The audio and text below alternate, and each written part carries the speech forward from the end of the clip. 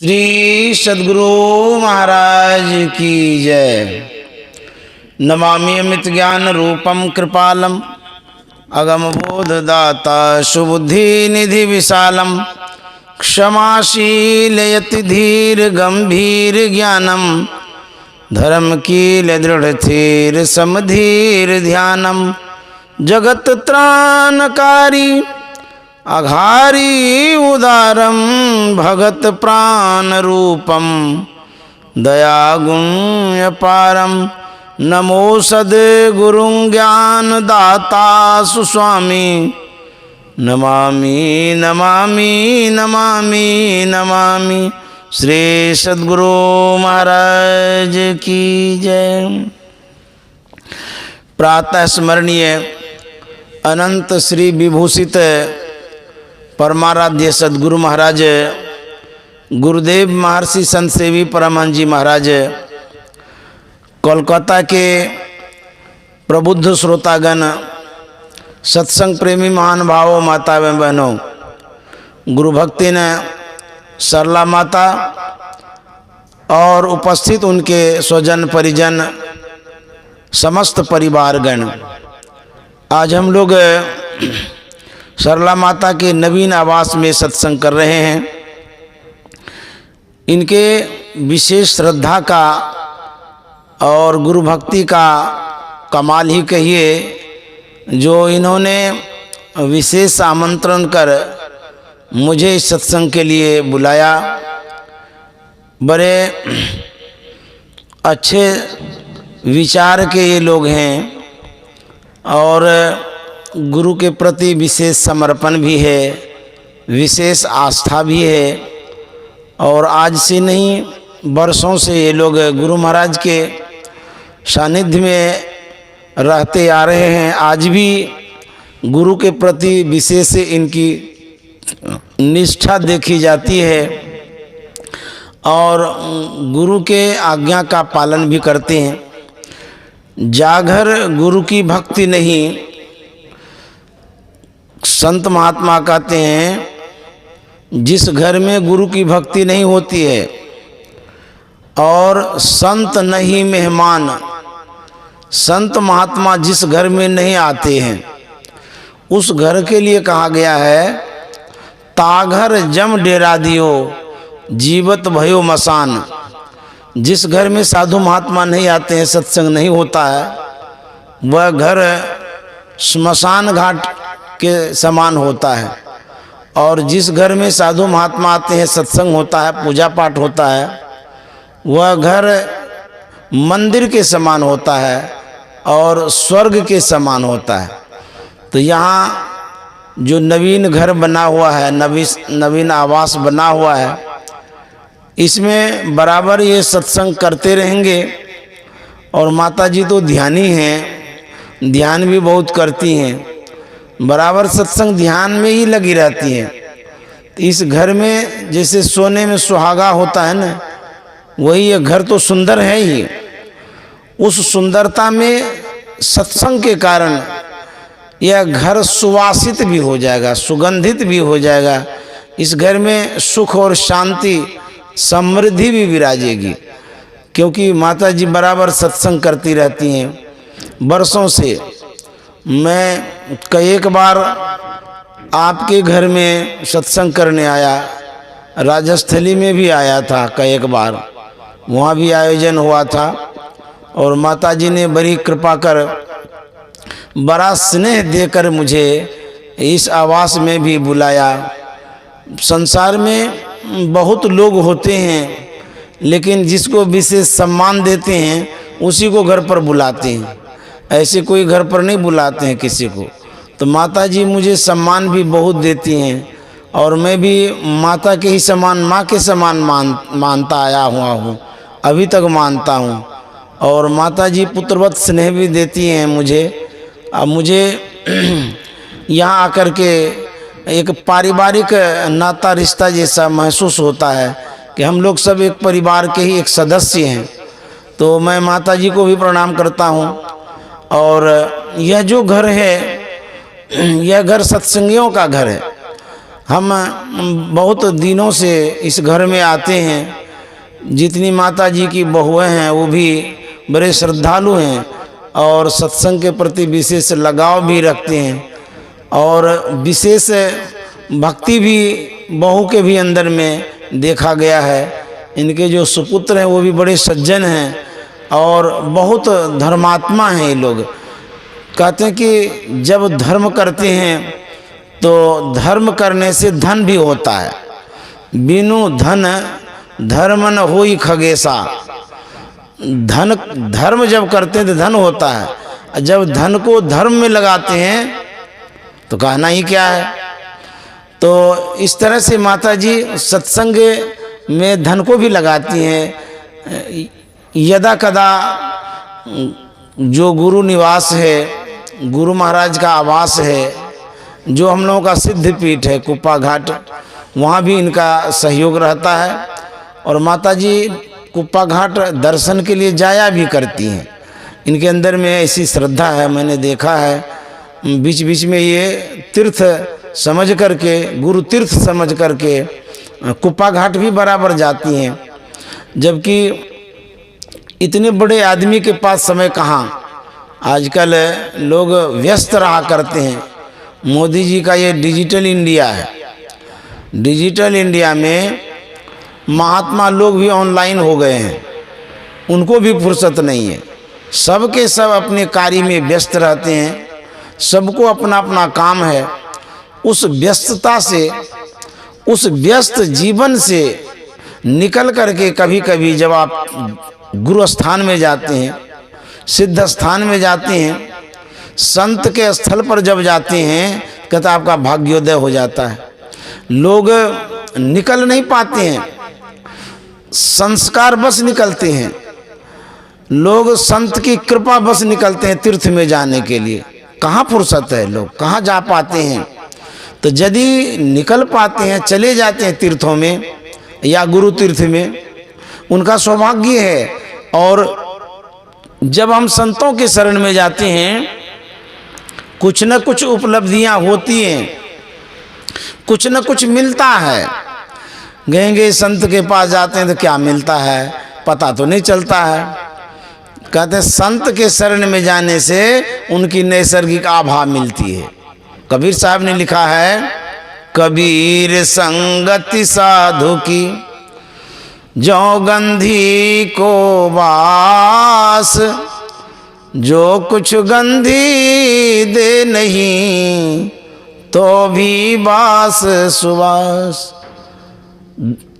संत महात्मा के पास जाने से उनकी जो नैसर्गिक आभा है वो मिलती है।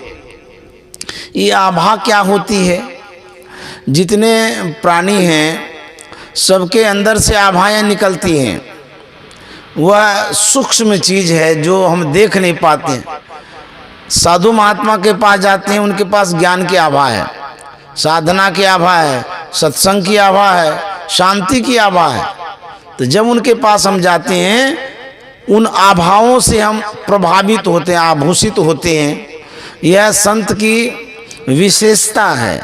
इसीलिए कभी कभी जब अवकाश निकले तो अवश्य साधु महात्मा के पास जाना चाहिए, जो सिद्ध पुरुष हैं, जो सही में संत हैं, उनके दरबार में जाना चाहिए। वहाँ से हम संस्कारित होते हैं, हमारा संस्कार उत्तम होता है।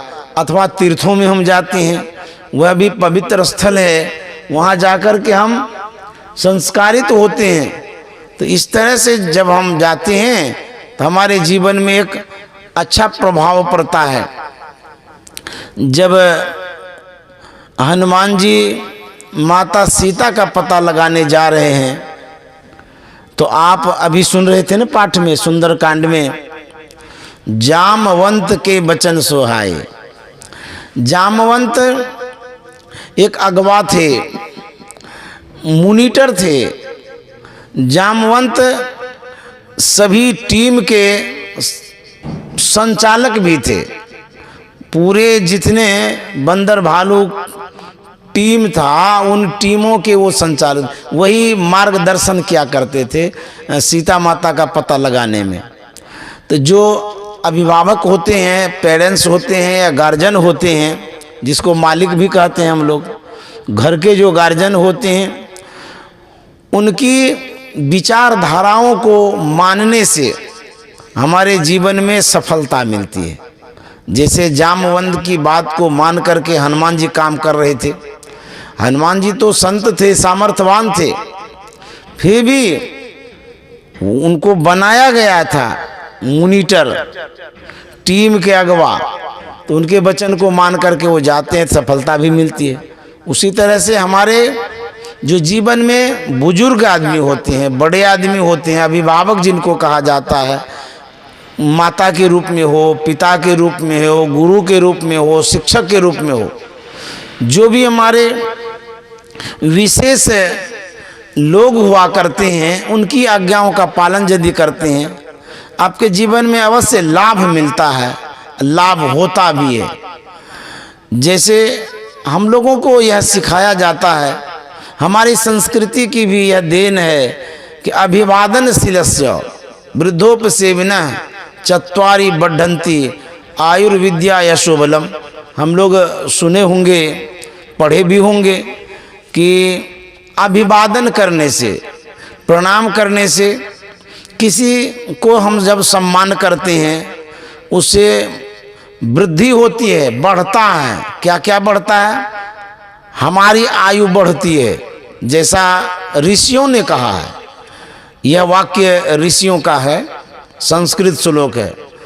आयु विद्या, हमारे अंदर में जो समझदारी है, जो बोध है, उसका विकास होता है, विचार उत्तम होता है यदि हम बड़ों के मार्गदर्शन में चलते हैं, बड़ों का यदि हम सम्मान करते हैं। हम लोग जब स्कूल जाते थे तो सबसे पहले टीचर लोगों को प्रणाम करते थे। आज भी वो परंपरा कायम है, प्राचीन काल से एक परंपरा है। जब भगवान श्री राम थे, उन्होंने भी ये आदर्श दिया था, प्रातः काल उठ के रघुनाथा, मात पिता गुरु ना वही माथा। सवेरे उठ करके प्रणाम करते थे। किनको? माँ को, पिता को, गुरुजनों को, पुरजनों को, और जो विशेष सज्जन होते थे उनको प्रणाम करते। ये जो अभिवादन है, दूसरे का जो आप स्वागत करते हैं, इससे हमारी आयु बढ़ती है, विद्या भी बढ़ती है, हमारी जो सोच है वो डेवलप करता है। यदि बुद्धि ना हो तो फिर आपके पास सब कुछ रहते हुए भी कुछ भी नहीं है। बुद्धि से तो काम करते हैं, बुद्धि से ही तो सब कुछ करते हैं। तो बुद्धि में विशेष वृद्धि होती है संत के शरण में, गुरु के शरण में, माँ बाप के शरण में, अभिभावक के शरण में, शिक्षक के शरण में जाने से। इसलिए हम लोग बच्चों को भी सिखाया करते हैं कि बड़ों को प्रणाम करो। यह आज की नहीं, प्राचीन काल की परंपरा है, वेद की परंपरा है, हमारी संस्कृति की परंपरा है, संतों भगवंतों की परंपरा है। हम लोग भी जब साधु में साधु मिलते हैं तो जय गुरु बोलते हैं, ये परंपरा है। या पैर छू के भी प्रणाम करते हैं, कोई साष्टांग प्रणाम भी करते हैं। इस तरह से हमारे जीवन में परिवर्तन आता है। यशोबलम, यश कहते हैं कीर्ति को, हमारी कीर्ति भी बढ़ती है। यदि विनम्र होते हैं तो नाम भी होता है कि फलाने व्यक्ति बड़े विनम्र हैं, बड़े सुशील हैं। गुरु महाराज ने लिखा है, अति दीन हो के जिसने सत्संग सुमति ली, अति दीन हो के जिसने सत्संग सुमति ली, अपने को सोई में ही गुरु शरण में कर ली, अपने को सोई में ही गुरु शरण में कर ली, नुक्ते सफेद सन्मुख। जो विनम्र होते हैं, विनम्र होने वाले गुरु के चरण शरण में जाते हैं। जो उदंड होते हैं वो उजड़ जाते हैं, बिगड़ जाते हैं, उनका जीवन उज्जड़ जैसा हो जाता है। संत महात्मा कहते हैं यदि विनम्रता आप में है, आपकी यश बढ़ेगी। सबरी माता कितनी विनम्र थी, जबकि उनके पास ज्ञान की कमी नहीं थी। भक्ति करके 9 प्रकार की भक्तियों को पूर्ण कर चुकी थी, पा चुकी थी, प्राप्त कर चुकी थी वो। तब भी अतिथि के सामने, विशेष लोगों के सामने, बड़ों के सामने कितनी विनम्रता वो दिखाती है। दिखाती नहीं है, उसके अंदर में जो विनम्रता है वो झलकती है। उन्होंने कहा कि विधि स्तुति करऊं तुम्हारी,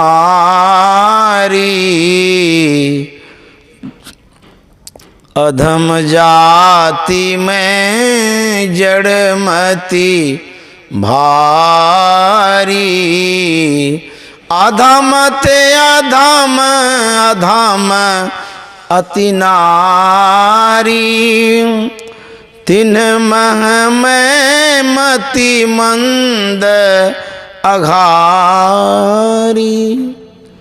हे प्रभु, मैं आपकी स्तुति किस तरह से करूं?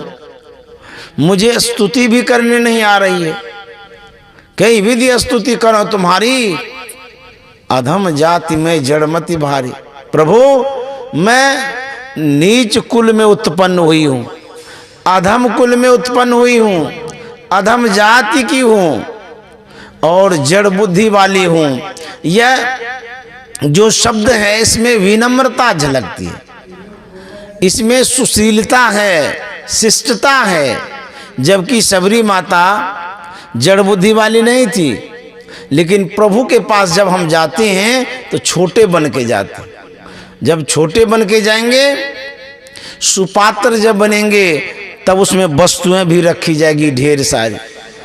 तो जब सबरी माता में विनम्रता देखी गई, तब प्रभु श्री राम ने उनके सामने ज्ञान का खजाना खोल दिया। ज्ञान की बातें भगवान श्री राम ने कहा, पूरा सत्संग उनको सुना दिया। तो जब सुपात्र होता है उसमें सुवस्तु रखी जाती है, यदि कुपात्र होता है उसमें अच्छी वस्तु नहीं रखी जाएगी। जब आप गोबर हाथ में लेते हैं तो खीर नहीं ले सकते हैं, हाथ धोकर के खीर लेंगे। उसी तरह से प्रभु देखते हैं कि पात्र कैसा है, जिनमें हम वस्तु रखेंगे वो है कैसा। तो माता सबरी बड़ी विनम्र थी, सुशील थी, इसलिए कहते अधम जाति में जड़मति भारी। और कहते अधम ते अधम अधम अति नारी, मैं नीच से नीच, अधम से अधम नारी हूं। यह एक प्रार्थना है, ऐसा नहीं है कि वो नीच थी, अधम थी। जो संत बन जाते हैं वो ऊंच से ऊंच हो जाते हैं। सबसे बड़े हैं संत, दूसरा नाम है, तीजे 10 अवतार तिन्हें प्रणाम है। ये ऊंचे दर्जे के संत थी, लेकिन ये प्रार्थना है जिस प्रार्थना में विनम्रता झलकती है। और इष्ट के सामने छोटा बन करके रहना भी चाहिए। बड़ों आदमी के सामने विनम्र बन करके रहने का यही एक तरीका है जो सबरी माता ने दिखाया है, प्रस्तुत किया है।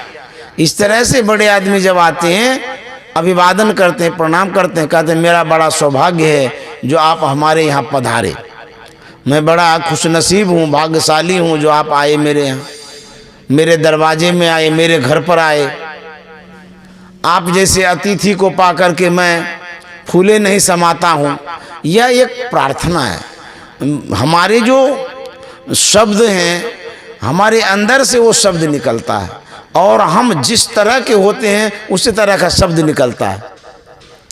बाजा गाजा को सुनते हैं, उसमें जिस तरह का बाजा रहता है उसी तरह की आवाज़ निकलती है। आवाज़ सबसे निकलती है, लेकिन सब तरह की निकलती है। हारमोनियम की आवाज़ देखिए अलग है, तबला की अलग है, डुग्गी की अलग है, सितारों की अलग है, बांसुरी की आवाज़ अलग है ना, अलग अलग। जिन जिन साज बाजों को हम बजाते हैं उन साजबाजों से अलग अलग उनकी सुर निकलती है, तान निकलती है, आवाज निकलती है। ये बात सत्य है। ठीक उसी तरह से जितने संसार में मानव हैं, सबके अंदर में अलग अलग आवाज है। कहेंगे सबके अंदर में अलग अलग आवाज क्यों है?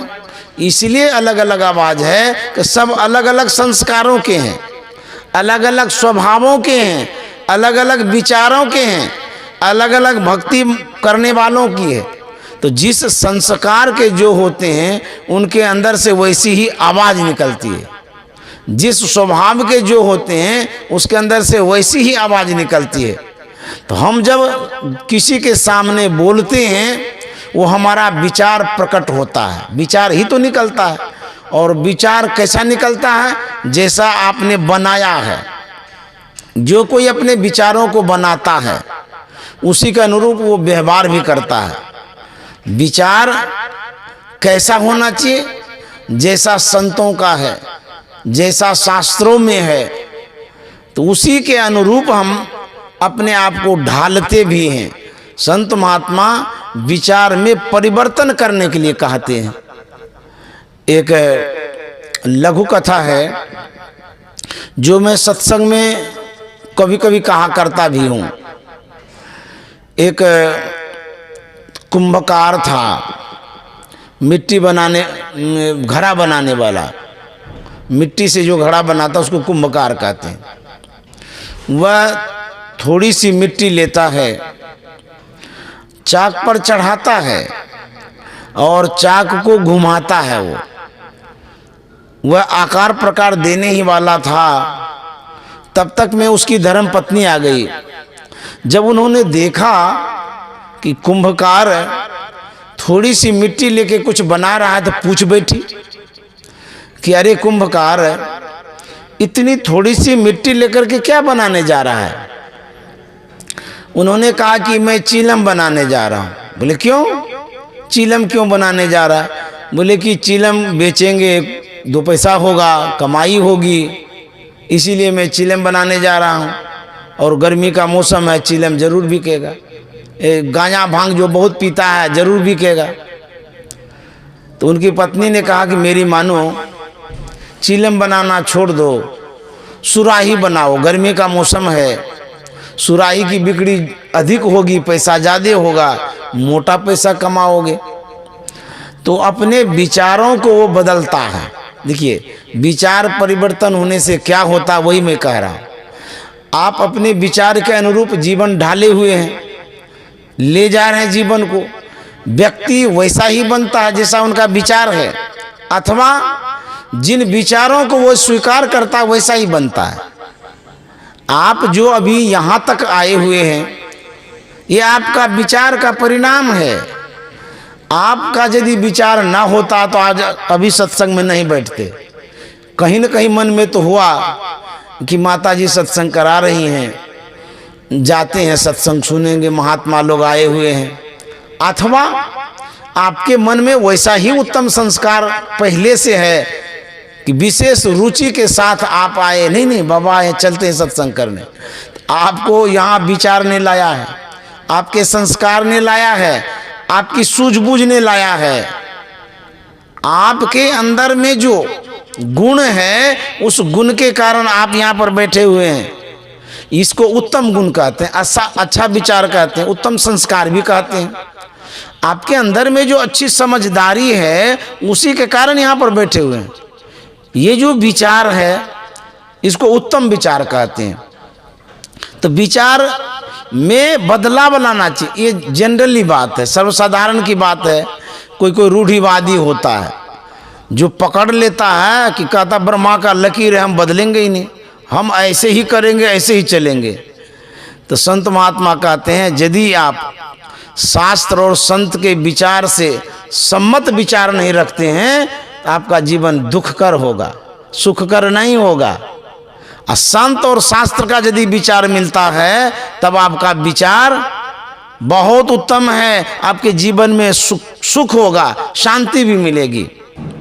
तो कुंभकार ने अपने विचारों को बदला।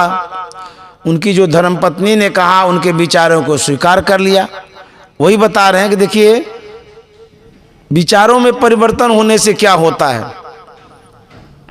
वह अतिरिक्त मिट्टी चढ़ाता है चाक पर ढेर सुराही बनाने के लिए, और चढ़ा करके वह चाक घुमाता है। जैसे ही आकार प्रकार देने वाला था, उस मिट्टी से आवाज आती है। देखिए मिट्टी क्या कहती है, अरे कुंभकार, तू पहले थोड़ी सी मिट्टी लेके कुछ बना रहा था और अब ढेर सारी मिट्टी लेकर के क्या बनाने जा रहा है। मिट्टी पूछती है तो कुंभकार कहता है, पहले तो मैं चिलम बनाने जा रहा था, अब मैं सुराही बनाने जा रहा हूँ। फिर मिट्टी पूछती है, तू ऐसा क्यों किया, जब चिलम बनाने ही जा रहा था तो चिलम बना लेता, और सुराही क्यों बनाने जा रहा है। कुंभकार कहता है कि मेरी पत्नी ने कहा कि चिलम बनाना छोड़ दो, सुराही बनाओ, सुराही बनाओगे तो ज़्यादा पैसा होगा, इसलिए मैंने अपने विचारों को बदल दिया, अपने विचारों में परिवर्तन कर दिया, और धर्मपत्नी के विचारों को इसलिए स्वीकार किया, उनका विचार बड़ा उत्तम लगा, अच्छा लगा, इसीलिए मैंने उनके विचार को पकड़ लिया और उसी के विचार के अनुरूप मैं ये काम करने जा रहा हूँ। अब मिट्टी क्या कहती है, अरे कुंभकार, तुमने तो अपना विचार ही बदला, मेरा तो जीवन बदल गया। अब देखिए कुंभकार पूछता है, आखिर तुम्हारा जीवन कैसे बदल गया।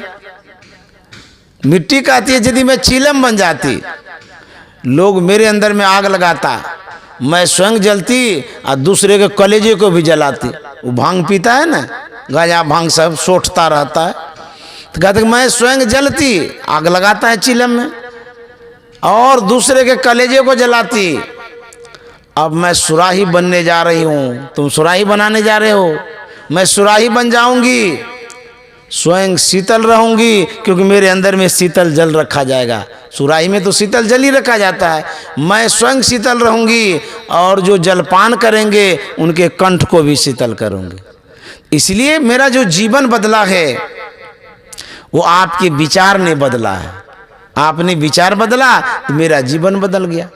आज माता जी ने जीवन को किस तरह से ढाला है, जैसा संतों ने कहा है, जिस तरह से शास्त्रों में कहा गया है, ये सत्संग करती है, ध्यान करती है।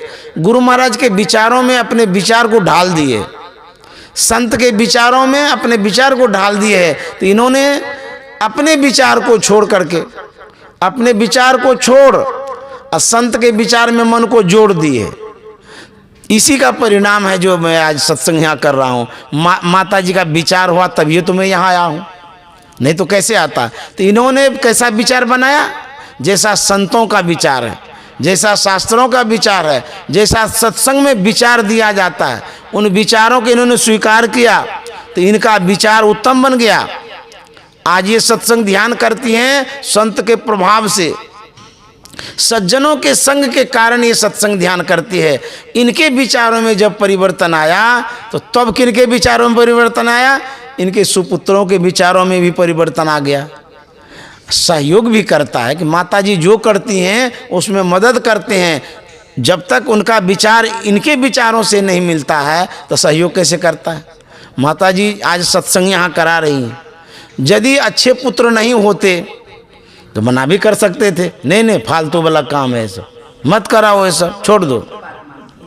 हाँ, वही मैं कह रहा हूँ कि जैसे माताजी का विचार बदला तो इनके विचार के अनुरूप पुत्र का विचार बदला, उसके बाद जो बहुएं हैं बहू का भी विचार बदला, तब तो बैठे हैं सत्संग में। अच्छा, सहयोग भी करती रहती हैं। जब मैं आता हूँ तो सब जितनी बहुएं हैं सब सेवा भी करती है और सत्संग भी करती है।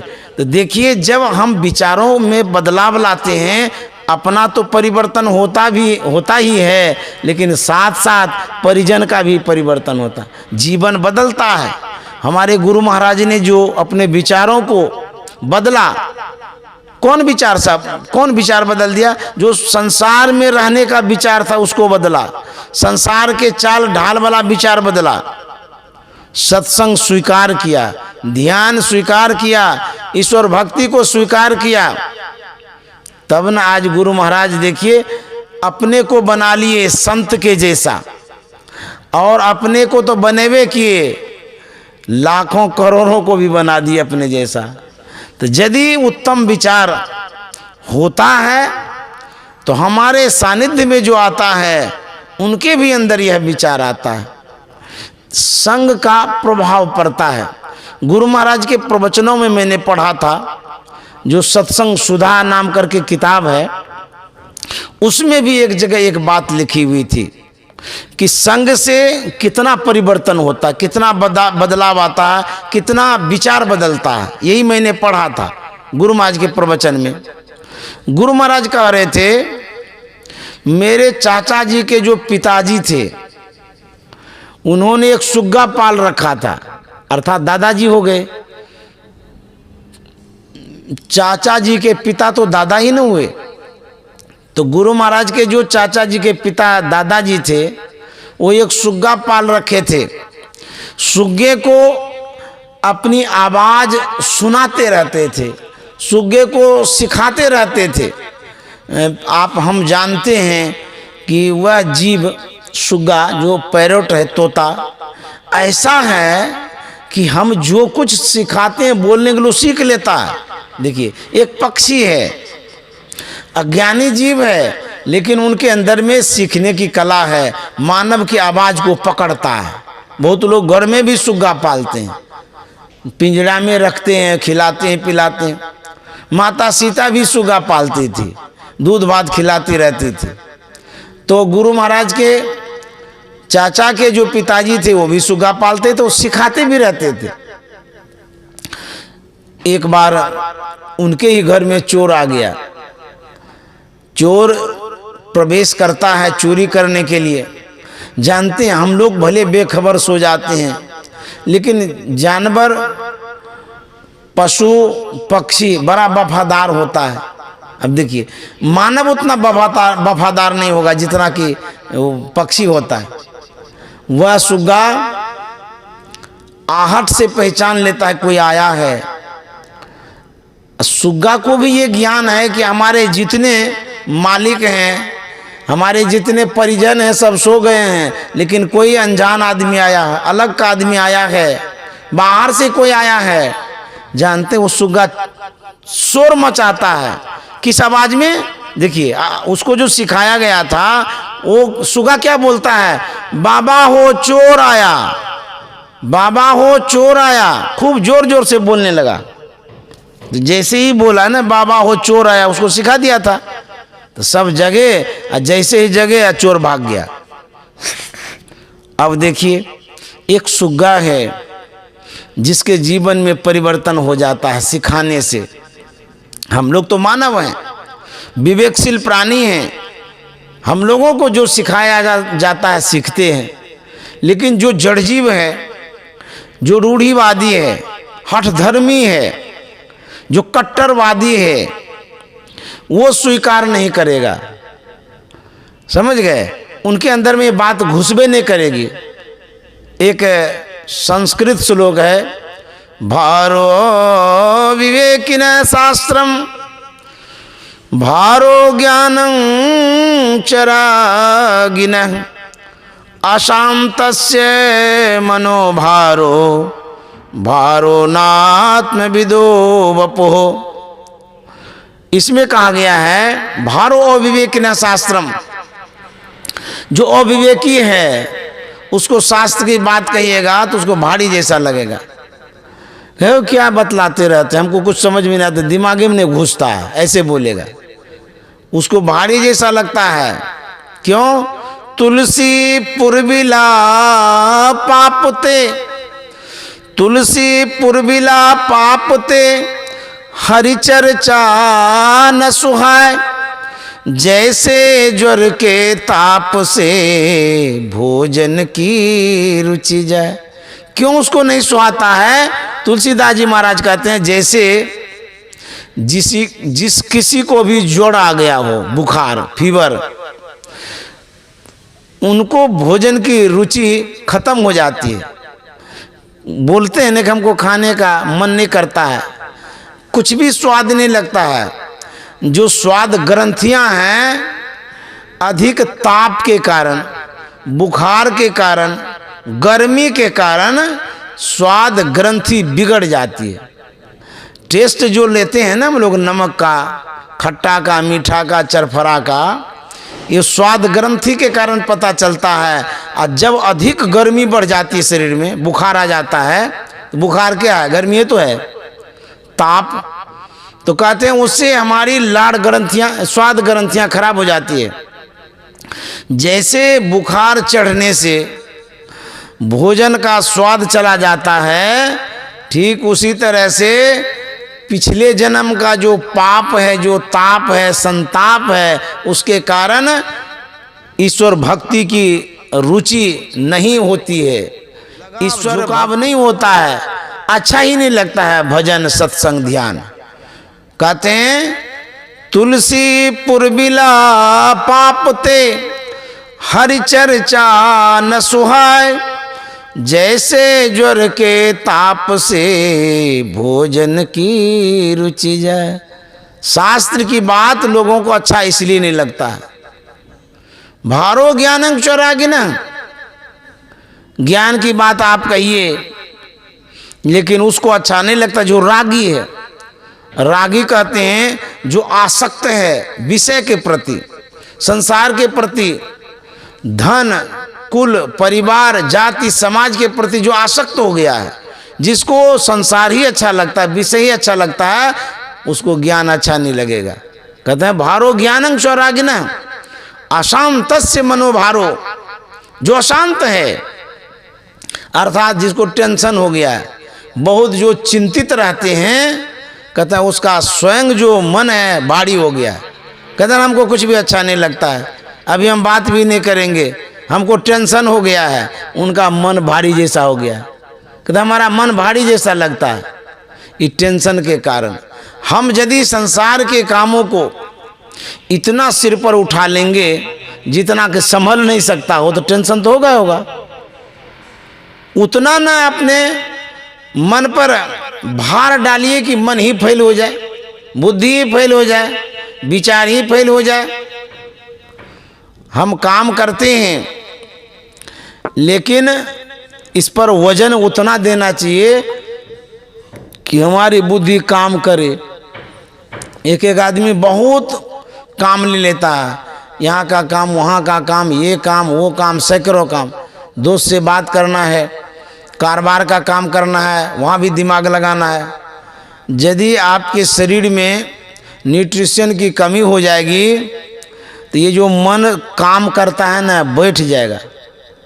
समझ गए? गाड़ी पर विशेष वजन दीजिएगा ना, तो गाड़ी खींच नहीं सकेगी, वो एकाएक बैठ जाएगी। उसी तरह से हमारी जो बुद्धि है, वो बुद्धि पर इतना वजन न डालिए कि बुद्धि बैठ जाए, उसी का बुद्धि फेल हो जाता है। समझ गए? एक जनरेटर है, जितना केवी का है उतना ही तो आप कनेक्शन देते हैं बिजली बत्ती में, और यदि उससे कई गुना कनेक्शन दे दीजिएगा, तो छोटा सा जनरेटर है, इस पूरा बिल्डिंग में दीजिएगा ना, एसी उसी में, वो बैठिए जाएगा, भ्रष्ट हो जाएगा, काम नहीं करेगा। उसी तरह से हमारी जो बुद्धि है, हमारा जो मन है, वो भी सीमित वजन उठाता है, सीमित सोच रखता है। यदि आप अपने काम को बढ़ाते हैं, बुद्धि को बढ़ाते हैं, काम लेते हैं, ये भी तो दौड़ते रहता है। बुद्धि दौड़ती है, मन दौड़ता है, दृष्टि दौड़ती है, विचारधाराएं दौड़ती रहती है। हम घर में बैठे रहते हैं, लेकिन बैठे बैठे भी अपने विचारों को दोहराते रहते हैं। तो जो कुछ भी गतिशील होता है, जिस पदार्थों में गतियां होती हैं, उसमें ऊर्जा खपत होता है। समझ गए? वो जो कैलोरी है, जो ऊर्जा है, वो हमारे बॉडी से ही तो निकलता है। मन को जो दोहराते हैं, बुद्धि को काम लेते हैं, तो उसमें बुद्धि इसीलिए बैठ जाती है कि न्यूट्रिशन की कमी हो जाती है। बुद्धि का खाना क्या है? कहते बुद्धि का भोजन है सत्संग। और क्रोध का भोजन क्या है? कहता क्रोध का भोजन है बुद्धि। अब ले, क्रोध यदि आप करते हैं, वो बुद्धि को खाता है। और बुद्धि बनती कैसे है? कहते हैं सत्संग से बुद्धि बनती है। बिनु सत्संग विवेक न होई, राम कृपा बिनु सुलभ न सोई। बुद्धि का निर्माण होता है सत्संग से। और बुद्धि का ह्रास होता है क्रोध करने से। अब क्या क्या करते हैं सो तो आप पर डिपेंड करता है, वो आप विचार कर लीजिए।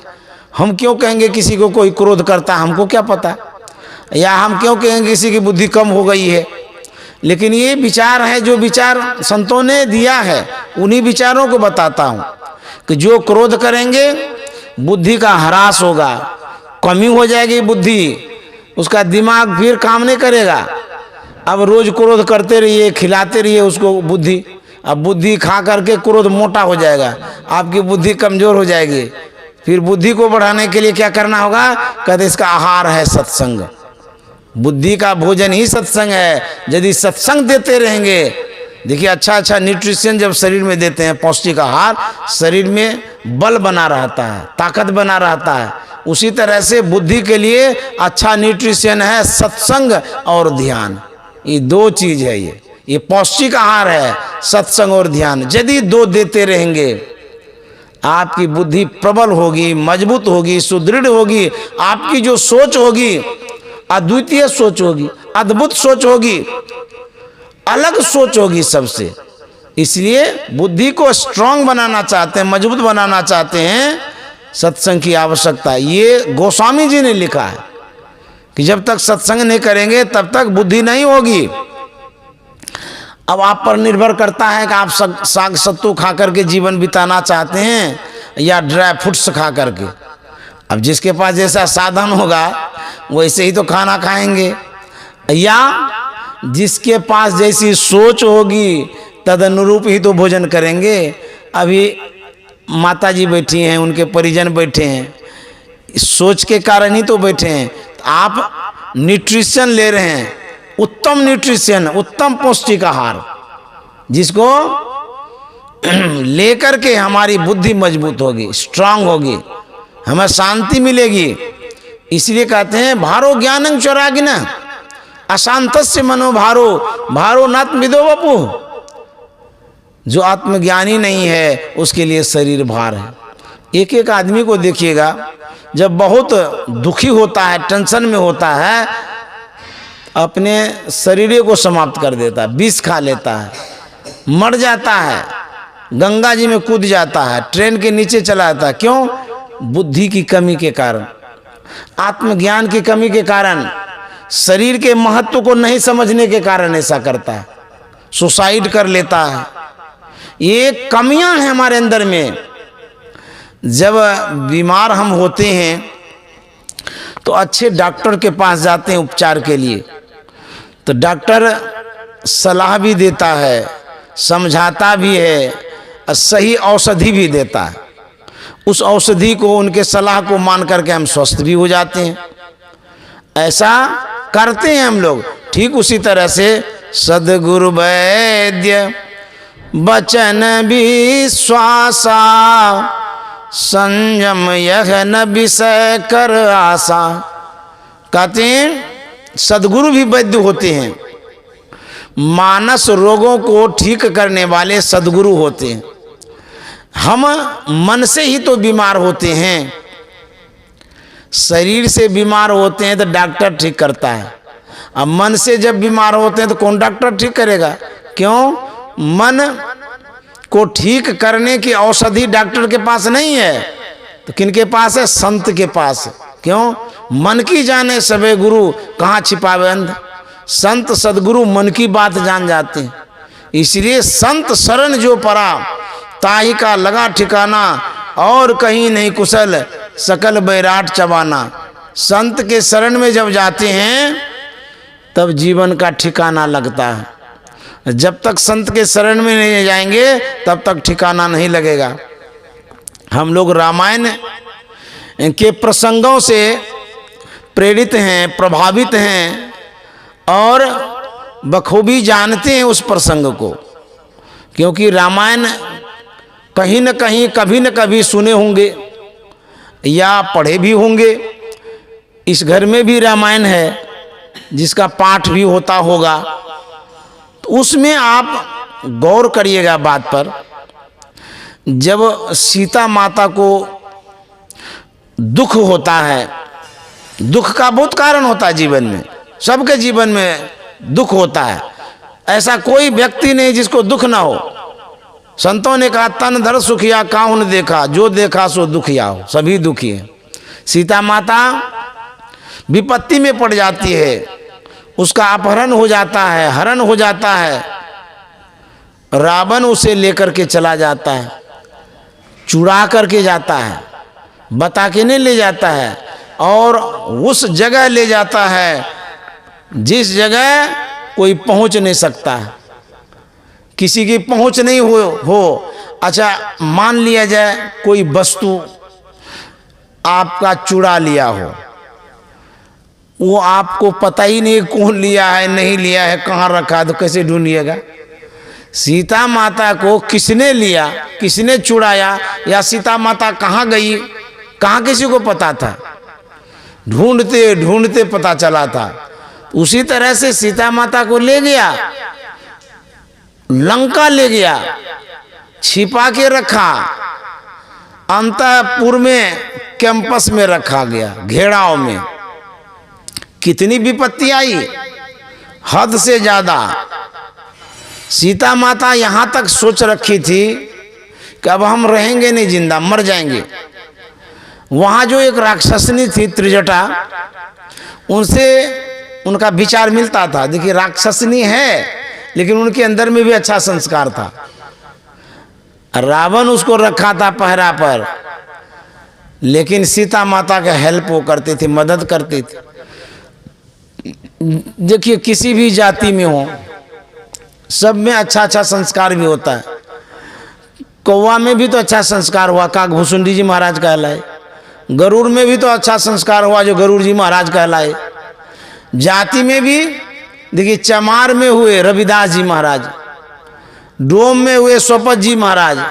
किसी भी जाति में अच्छे से संस्कार के भी होते हैं। तो राक्षसनी थी लेकिन संस्कार अच्छा था। वह सीता माता को हेल्प करती थी, विचार से समझाती थी, ढाढ़स देती थी। सीता माता ने कहा कि अब हम नहीं रहेंगे, हमको आग ला करके दीजिए, हम जल करके भस्म हो जाना चाहते हैं, क्योंकि मैं पराधीन हूं, रावण कब्जा में करके रखा है। मैं इस तरह से जीवन नहीं जीना चाहती, इससे मरना अच्छा है, मैं मर जाऊंगी। तो त्रिजटा ने समझा बेटी ऐसा मत करो, प्रभु आएंगे, श्री राम आएंगे। तो सीता माता ने कैसे वो आएंगे, उनको क्या पता है कहाँ है नहीं है? बोले कि जरूर पता लगाएंगे, वो खोजेंगे तुमको, जरूर आएंगे तुम्हारे पास। मेरे कहने का क्या मतलब है बाद में बताएंगे, ये भूमिका है। तो होते होते हनुमान जी आते हैं, वो गाछ पर थे हनुमान जी। हनुमान जी देख रहे थे सीता माता रो रही है, बिलख रही है, और राक्षसनी सब सता भी रही है। जब वो राक्षसनी सब चली गई तो हनुमान जी अंगूठी गिराते हैं। देखिए हम लोग डिजिटल इंडिया के लोग हैं, सबके पास मोबाइल है, लैपटॉप है, डेस्कटॉप है, एक से एक संसाधन है। जब मोबाइल को खोलते हैं तो उसमें हम लोग पासवर्ड डाल देते हैं, कोई ना खोल सके। पासवर्ड जब डालते हैं तब खोलते हैं, और तब खुलता है किसी का कोई चीज़। ईमेल है उसमें पासवर्ड है, फेसबुक है उसमें पासवर्ड है। हम अपने मोबाइल में पासवर्ड डाले हैं कि कोई स्क्रीन खोल नहीं सके। पासवर्ड हमको पता है, हम डालते हैं तब स्क्रीन खुलता है, तब भीतर घुसते हैं। ठीक उसी तरह से जब तक पासवर्ड का पता नहीं चलेगा तब तक परमात्मा का भी पता नहीं चलेगा। वो पासवर्ड कौन देते हैं? तो पासवर्ड बनाना पड़ता है, आपको तो बनाने नहीं आता है, कोई दूसरा बनाता है। आप सीखते हैं तब ना बनाते हैं। लेकिन पहली बार जब आप पासवर्ड डालना चाहेंगे, सेक्रेट के लिए, ये सेफ के लिए है, सुरक्षा की दृष्टि से पासवर्ड डालते हैं, सुरक्षित रहने के लिए। तो हनुमान जी पासवर्ड डालते हैं। देखिए क्या डालते हैं, अंगूठी। ये पासवर्ड है, क्योंकि हनुमान जी से परिचय तो था नहीं। एकाएक कोई पुरुष वर्ग उपस्थित हो तो सीता माता तो बात करेगी नहीं, वो तो ऐसे ही दुखी है। तब कैसे बात होगी? पहले पासवर्ड डालो, जैसे हम पासवर्ड डाल के मोबाइल खोलते हैं तब बात करते हैं। तो उसी तरह से हनुमान जी को पासवर्ड दिया गया था। किसने दिया था? प्रभु ने दिया था।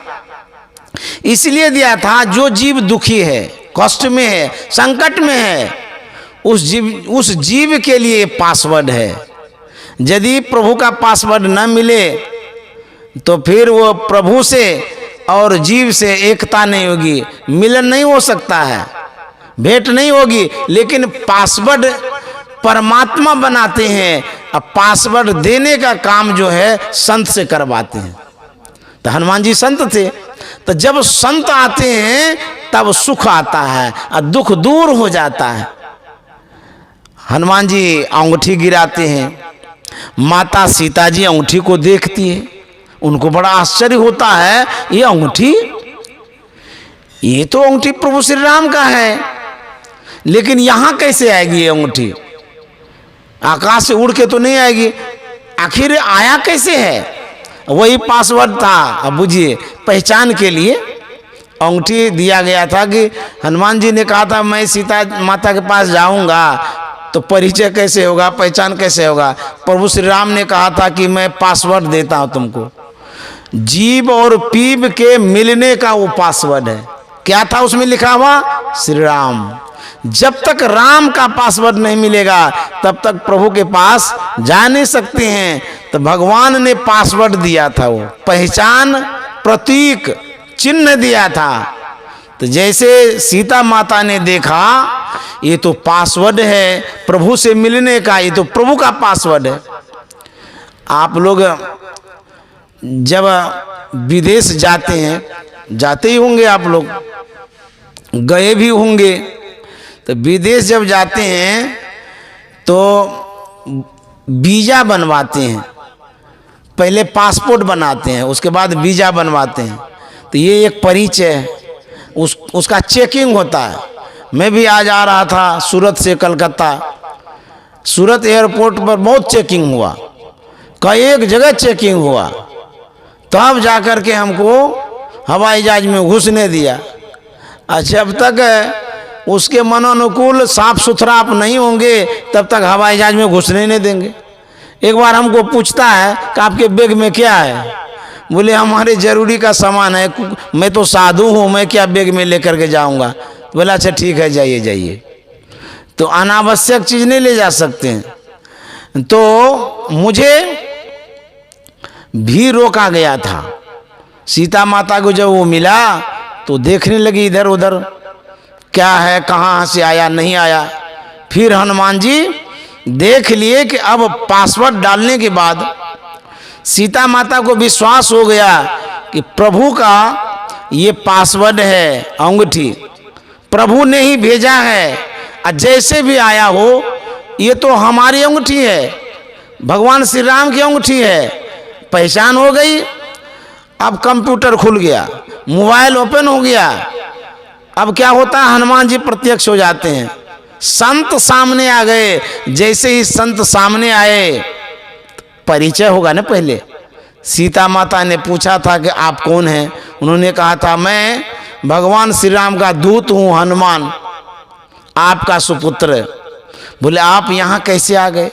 बोले माता जी आपको यहाँ से जो कैद हो गई हैं मुक्त करने के लिए आया हूँ, छुड़ाने के लिए आया हूँ। प्रभु श्री राम ने भेजा है पता लगाने के लिए, इसीलिए मैं आया हूँ। हनुमान जी यदि चाहते तो सीता माता को लेके आ जाते, लेकिन नहीं, उनको ये सख्त मना कर दिया गया था कि आप नहीं लाइएगा, क्योंकि यह जो श्रेय है प्रभु श्री राम को मिलना चाहिए। काम हनुमान जी भी कर सकते थे, लेकिन हनुमान जी तो दूत थे, सेवक थे, श्रेय मिलना चाहिए स्वामी को। घर में भी इस विचार को यदि अपनाएंगे तो देखिए कितनी अच्छी बात है।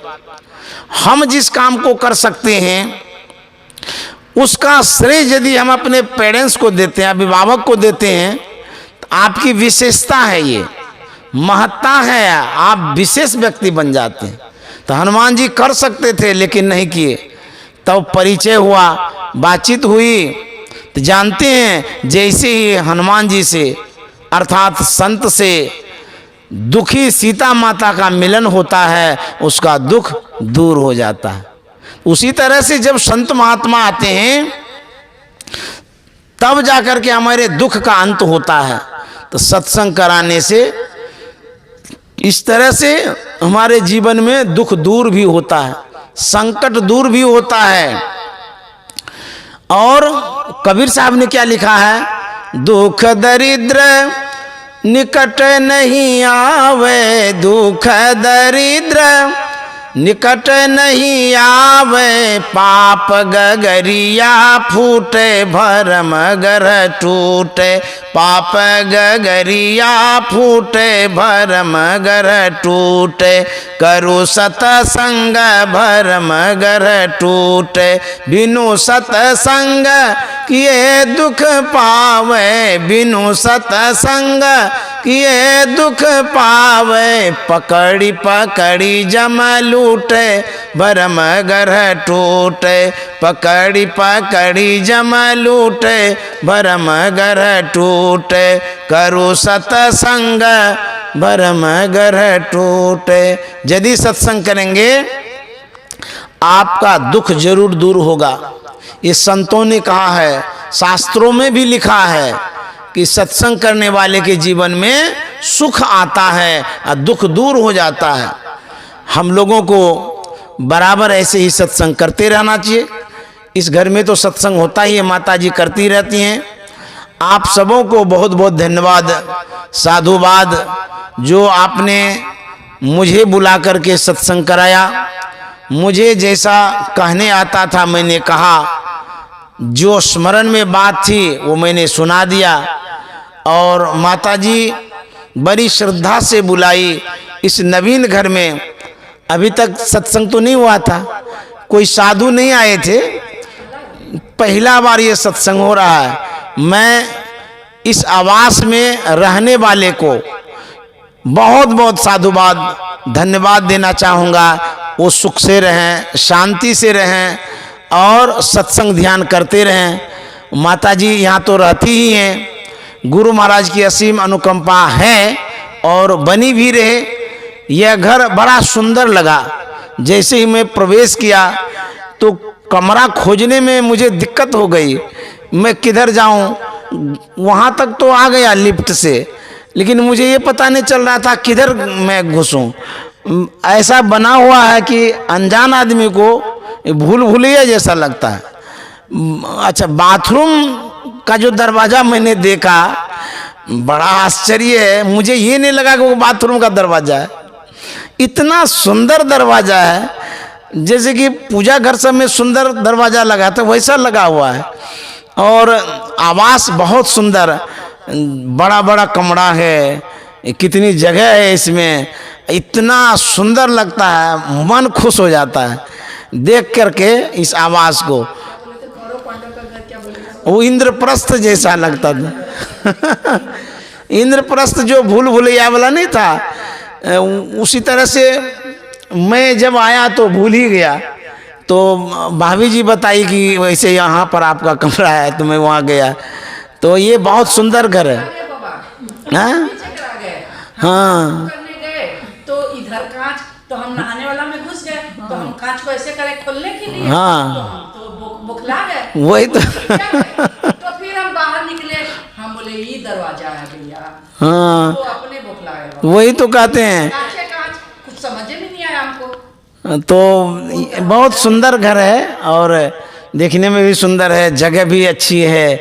तो इसलिए मैं शुभकामना करता हूँ कि जो भी घर वाले हैं, जो भी अभिभावक हैं, सुख और शांति मिले, बढ़िया से सत्संग भजन करते रहे, ऐसे साधु महात्मा आते रहे, सत्संग होते रहे, घर की शोभा बढ़ती है।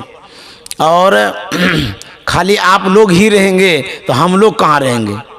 तो कभी कभी तो नए घर में बुलाया करिए गुरु महाराज के शरण में घर छोड़ करके आए हैं, तो गुरु महाराज ने कहा तुम एक घर छोड़ के आया ना, बड़का बड़का घर में भेजेंगे। तो जैसा कि हम उम्मीद नहीं कर सकते वैसे वैसे घर में जाते हैं। इतना बड़ा घर है, कितना रुपया लगा होगा बनाने में। इस घर में हम थोड़े देर के लिए तो आए ना, गुरु महाराज नए नए घर में हमको भेजते हैं। सुनी बाई के घर में कितना बड़ा रायपुर में गए, तब तो नए नए घर में जाता हूँ। ये हमारा सौभाग्य है, गुरु महाराज की कृपा है। तो आप लोग भी खुश रहिए, आनंद से रहिए। उतना ही एरिया में रहते थे रानीगंज में, हाँ, वहाँ से निकले तब ना आप। विस्तार हो गया ये। हाँ? कहाँ कहाँ मैं जाता रहता हूँ, नए नए घर का उद्घाटन करता रहता हूँ। तो इस घर के लिए मैं यही कहूँगा कि ये घर सुंदर है, स्वर्ग जैसा लगता है सब कुछ देख करके। मैं तो स्वर्ग देखा नहीं हूँ, लेकिन बेहतर घर है। मतलब कि अन्यत्र भी घर देखता हूँ, लेकिन उससे बहुत अच्छा है।